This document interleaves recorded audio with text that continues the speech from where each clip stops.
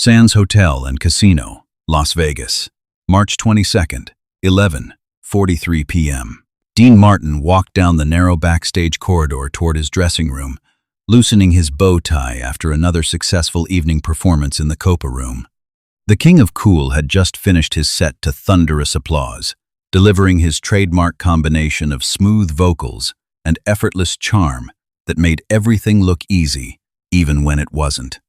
The backstage area was quieter now, with most of the crew having departed for the evening.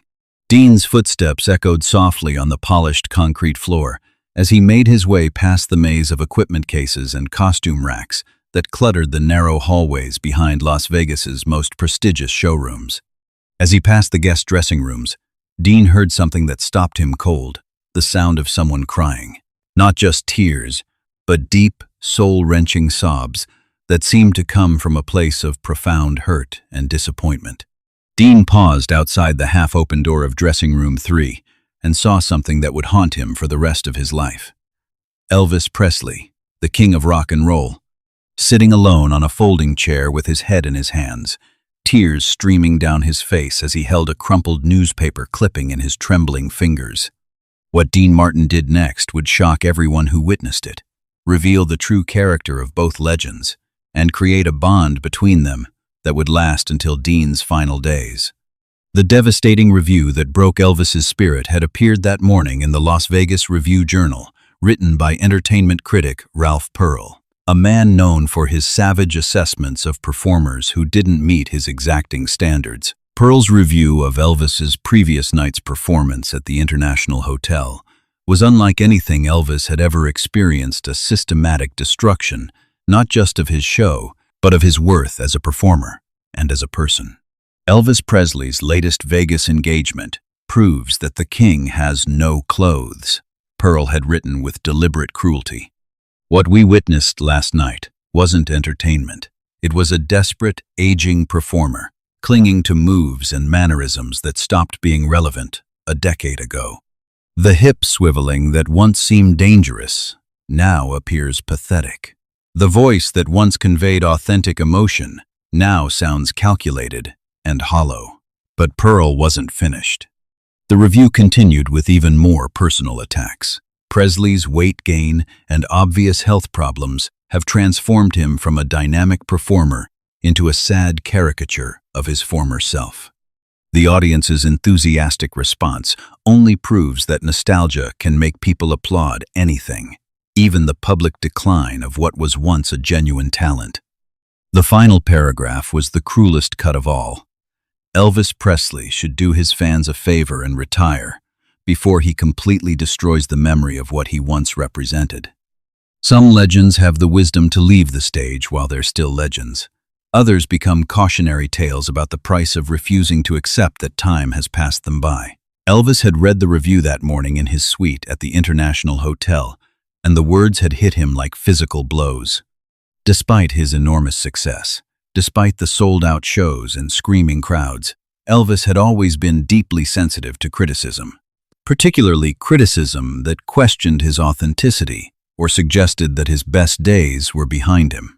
Elvis was devastated by that review in ways that people who didn't know him couldn't understand, recalled Charlie Hodge, who was with Elvis when he read Pearl's assessment. Elvis could handle criticism of his music, his movies, even his personal life. But when someone questioned whether he was still a real performer, whether he still had something genuine to offer audiences, it cut him to the core. The review had haunted Elvis throughout the day, affecting his rehearsals, his interactions with his band, and his preparation for that evening's performance. Despite the efforts of his entourage to reassure him and downplay the review's significance, Elvis couldn't shake the feeling that Pearl had exposed something true and painful about his current state. The performance that evening at the International had been technically proficient but emotionally distant, with Elvis going through the motions of his usual show while privately wrestling with doubts about his relevance and authenticity. The audience had responded enthusiastically, but Elvis knew the difference between genuine connection and mere nostalgia, and he feared that Pearl's assessment might be correct. After the show, Elvis had retreated to a guest dressing room at the Sands Hotel, where he often went to decompress after difficult performances.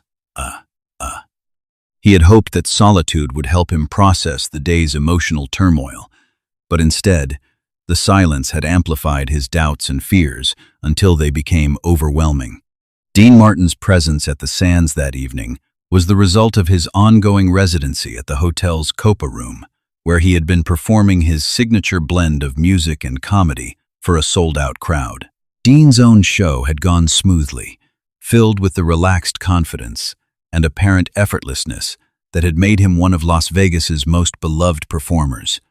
But Dean's easy stage persona masked a deeper understanding of the pressures and vulnerabilities that came with life in the entertainment industry. Despite his reputation as the ultimate cool cat who never let anything bother him, Dean was acutely aware of how quickly public opinion could turn and how brutal the business could be to performers who showed any sign of weakness or decline.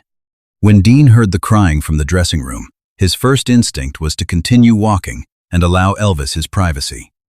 In the entertainment industry, showing vulnerability was often seen as a sign of weakness, and most performers preferred to handle their emotional struggles alone rather than risk having their private moments become public knowledge. But something about the depth of Elvis's distress made Dean pause. The crying he heard wasn't the result of temporary disappointment or professional frustration. It was the sound of someone whose fundamental sense of self had been shaken, someone who was questioning everything they thought they knew about their abilities and their worth.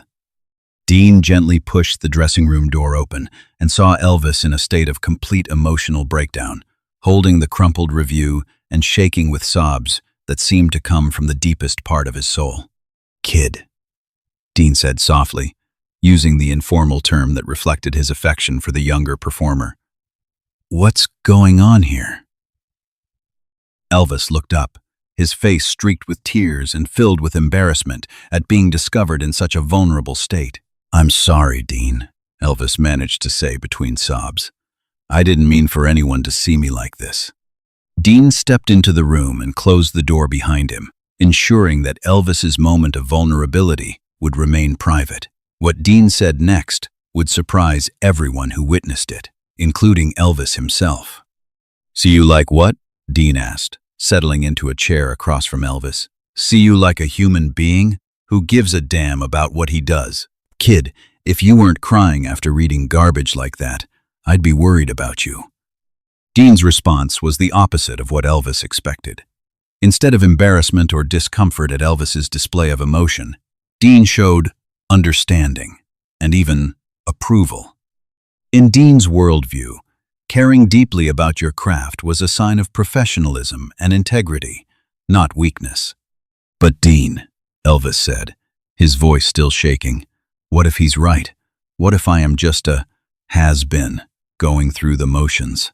What if I'm just fooling myself about being able to still perform at the level people expect?" Dean's reaction to this question was swift and decisive. He reached over and gently took the crumpled review from Elvis's hands, looked at it briefly, and then did something that shocked everyone present. He tore it into small pieces and dropped them into the wastebasket beside the dressing table. "There," Dean said with finality. "Problem solved." Elvis stared at Dean in amazement. The casual destruction of the review that had tormented him all day seemed like a radical act, a rejection of the power that critics and public opinion held over performers' sense of self-worth. "Dean, you can't just tear up a bad review and make it go away," Elvis protested, though his tears had stopped and his voice was stronger. "Watch me," Dean replied with a slight smile. "Kid, let me tell you something about critics. They're people who couldn't make it as performers, so they make their living by tearing down people who could. This guy, Pearl, he's nobody. He's never stood on a stage in front of thousands of people and tried to make them feel something. He's never put his heart and soul into a performance and then waited to see if it connected with an audience." Dean's words were delivering a perspective on criticism and public opinion that Elvis had never considered. In Dean's view, the opinion of someone who had never faced the challenges of live performance was essentially worthless when it came to evaluating a performer's worth or ability. "But what if the audience agrees with him?" Elvis asked. "What if they're just being polite when they applaud? What if I really am just a shadow of what I used to be?" Dean's response revealed his deep understanding of both performance and human nature. "Kid, I was in the audience for your show 3 months ago. I saw what happened in that room. You weren't going through the motions, you were reaching into people's hearts and touching something real. That's not something you can fake, and it's not something that goes away just because some bitter critic says it has."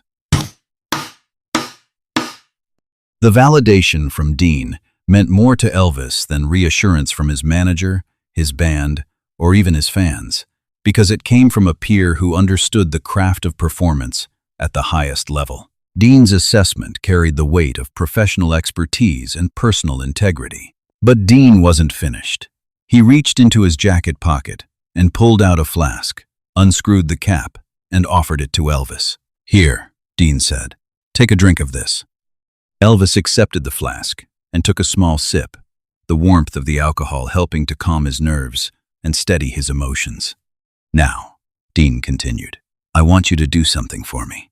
I want you to promise me that you'll never again let some nobody with a typewriter tell you who you are or what you're worth. Your worth isn't determined by what critics say. It's determined by what you give to people and what they give back to you. And from what I've seen, you and your audiences have a pretty good thing going." The gesture of sharing his flask wasn't just about the alcohol. It was Dean's way of treating Elvis as an equal, as a fellow professional who deserved respect and support rather than pity or condescension. "Dean," Elvis said, his voice now steady and clear, "why are you doing this? Why do you care what happens to me?" Dean's answer revealed the philosophy that had guided his entire career and his approach to relationships within the entertainment industry. "Because this business is hard enough without us tearing each other down. There are plenty of people who want to see performers fail, who get satisfaction from watching talented people struggle. Those of us who actually do the work need to stick together." This moment of solidarity between two legends represented something rare and precious in the entertainment industry. Genuine support between peers who understood the unique pressures and challenges of life in the spotlight. Dean's next gesture was even more surprising. He stood up, walked to the phone on the dressing room wall, and dialed a number. "Hey, this is Dean," he said into the receiver. "I need you to do me a favor. I want you to call the Review Journal and tell them that if they run any more reviews by Ralph Pearl about any performer at any hotel in this town, I'll pull my show and go somewhere else. Yeah, that's right. And make sure they understand I'm serious." Elvis watched in amazement as Dean essentially used his star power and economic influence to protect not just Elvis, but all performers from Pearl's particular brand of vicious criticism. When Dean hung up the phone, he turned to Elvis with a matter-of-fact expression. "There, that should take care of Mr. Pearl's reviewing career in Vegas." "Dean, you didn't have to do that," Elvis said, overwhelmed by the scope of Dean's protective gesture. "Sure I did," Dean replied. "Nobody should have to deal with that kind of garbage while they're trying to do their job. Entertainment is about bringing joy to people, not about giving bitter critics a platform to destroy careers." The conversation that followed lasted nearly 2 hours, with Dean sharing stories about his own struggles with criticism and self-doubt, and Elvis opening up about the pressures he felt to maintain his status as the king of rock and roll while dealing with personal and professional challenges. "You know what your problem is, kid," Dean said toward the end of their conversation. "You care too much about being perfect. Perfect is boring. Perfect doesn't connect with people. What connects with people is honesty, vulnerability, the willingness to put yourself out there and risk failing. You do that every time you walk on stage." Dean's perspective on performance and authenticity provided Elvis with a new framework for understanding his own work and his relationship with audiences. Instead of trying to maintain an impossible standard of perfection, Elvis could focus on being genuine and connecting with people on an emotional level. "But what if I fail?" Elvis asked, voicing the fear that had driven much of his anxiety and self-doubt. "Then you fail," Dean said simply. And then you get up the next day and try again. That's what performers do. That's what separates the people who last from the people who disappear after their first bad review.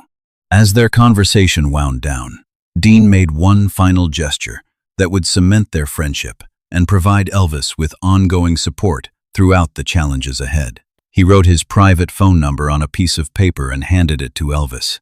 If you ever need to talk, if you ever find yourself in a dark place again, you call me. Dean said, day or night, I mean it. We're in this business together, and that means something. The impact of Dean's intervention that night was immediately apparent in Elvis's subsequent performances. The confidence and emotional authenticity that returned to his shows reflected not just Dean's reassurance, but the deeper understanding of performance and self-worth that their conversation had provided. Elvis was different after that night with Dean, observed James Burton, Elvis's guitarist during this period. He stopped worrying so much about what critics said and started focusing on connecting with audiences. His performances became more relaxed and more powerful at the same time. The friendship that developed from that backstage encounter lasted for the rest of both men's lives, with Dean and Elvis maintaining regular contact and supporting each other through various personal and professional challenges. When Dean Martin died in 1995, Lisa Marie Presley spoke at his memorial service, sharing the story of how Dean had comforted her father during one of his darkest moments, and how that kindness had meant more to Elvis than any professional success or public recognition. Dean Martin showed my father what true friendship looked like, Lisa Marie said. He didn't just offer sympathy, he offered understanding, protection, and ongoing support. That night changed my father's life, and through him, it changed our family's life, too.